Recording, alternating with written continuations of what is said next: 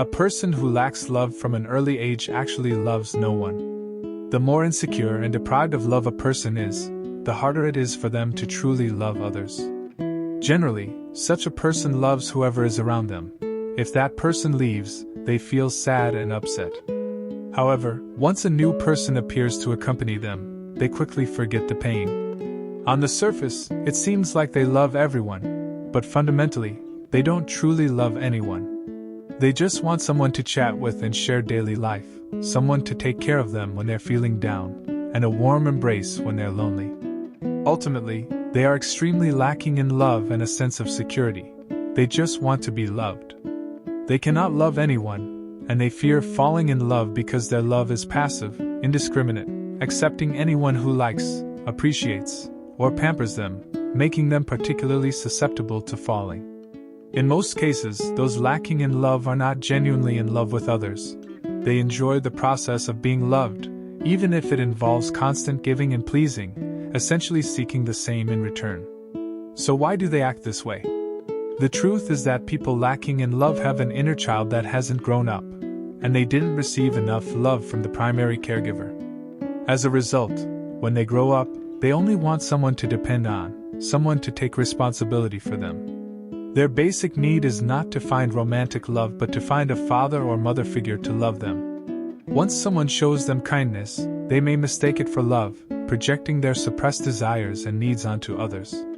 People who constantly talk about love are essentially big babies. They are not genuinely unable to be without someone, rather, they can't be without the feeling of being loved. They use the facade of love to overcompensate for their deep-seated desire for love and fulfillment, satisfying their lack of security and self-identity. They may even project their inner deficiencies onto the outside world. For example, if they never received unconditional love, they may try to compensate by unconditionally doing good for someone. It may seem like they are constantly giving, but in reality, they are just trying to find an idealized parent.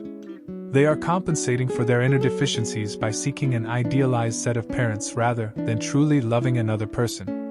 This helps to understand why they often encounter setbacks in building intimate relationships. Because they don't know how to love others, can't see others' needs and feelings, they are consumed by their inner void, only concerned with whether they are getting enough for themselves, treating others as tools for providing love.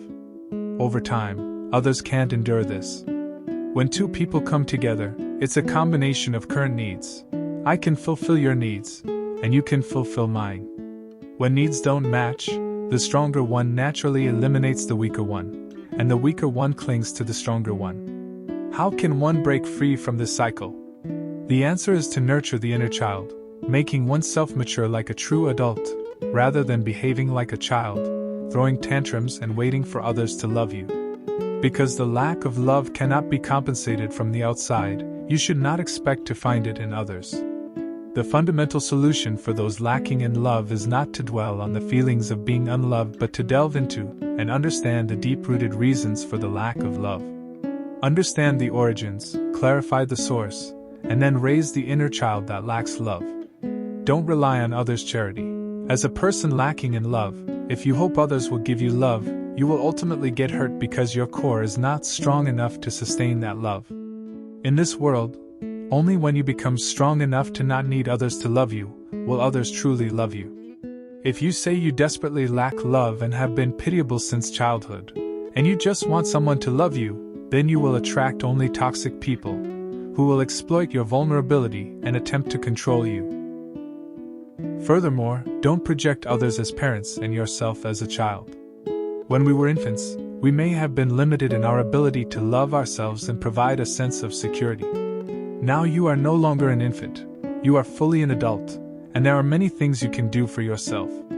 If you are still stuck in an infantile mindset, ignoring the fact that you have become an adult, you are likely to project others as ideal parents to compensate for what you lack, thinking that others have the ability to love us and should love us.